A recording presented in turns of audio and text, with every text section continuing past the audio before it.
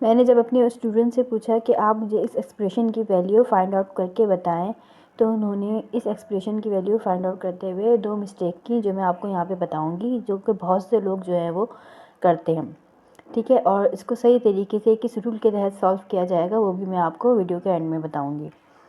चलिए जी, video start करते हैं। सबसे पहले तो जनाब उन्होंने 2 को स्क्वायर किया, 4 + 96 डिवाइडेड बाय 4 मल्टीप्लाई बाय 6।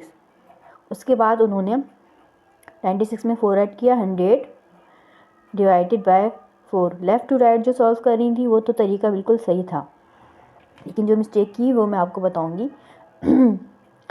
100 को डिवाइड किया 4 से तो आया 25 मल्टीप्लाई बाय 6, और 25 को जब 6 से मल्टीप्लाई किया तो हमारे पास आया 150। ठीक है, ये सारा तरीका जो है गलत है, इसको सॉल्व करने का तरीका जो है वो गलत है। लेफ़्ट टू राइट तो उन्होंने सही सॉल्व किया है, लेकिन सबसे पहले आपको कौन सा ऑपरेशन सॉल्व करना है, सबसे पहले उन्होंने एक्सपोनेंट सॉल्व किया, ये भी सही है, लेकिन प्लस करना था, डिवाइड करना था या मल्टीप्लाई करना था, ये उनको नहीं पता था।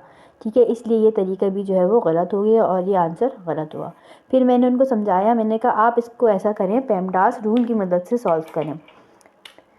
तो उन्होंने क्वेश्चन लिखा और इसको पेमडास रूल की मदद से सॉल्व करना शुरू किया, लेकिन फिर उन्होंने एक और मिस्टेक की जो मैं आपको यहाँ पे बता रही हूँ। सबसे पहले तो उन्होंने स्क्वायर को सॉल्व कर लिया। ठीक है, 2 का square 4 + 96 divided by 4 multiply by 6।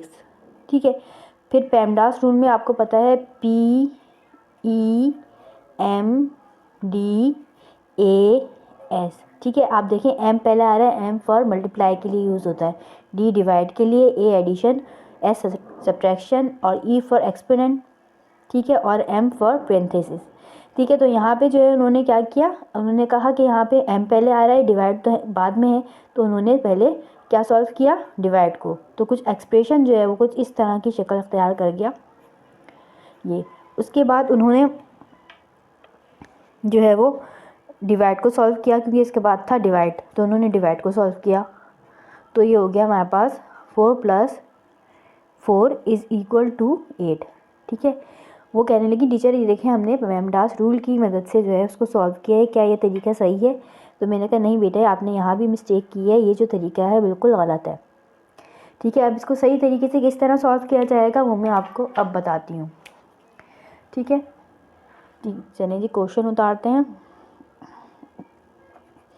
2 square + 96 divided by 4 multiply by 6।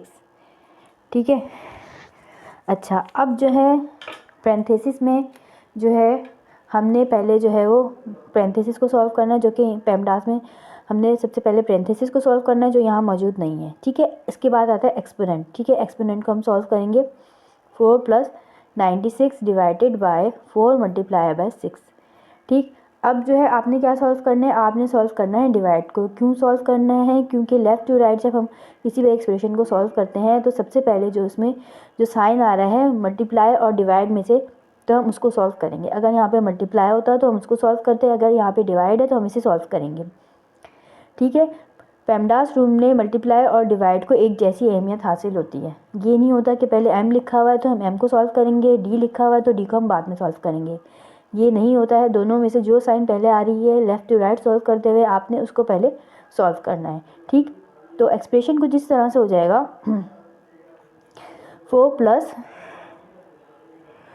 96 को 4 से डिवाइड किया, 24 मल्टीप्लाई बाय 6।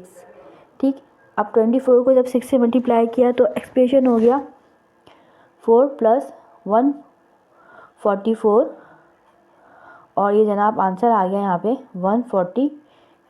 ठीक है, ये इसका बिल्कुल सही आंसर है, और ये जो मैंने मेथड सारा सॉल्व किया है ये बिल्कुल करेक्ट मेथड है। ठीक है, मेरे चैनल पे और भी बहुत सी वीडियो मौजूद हैं इसी क्वेश्चन को सॉल्व करने के पेमडास रूल्स के हवाले से। अगर आप देखना चाहें तो विजिट कर सकते हैं।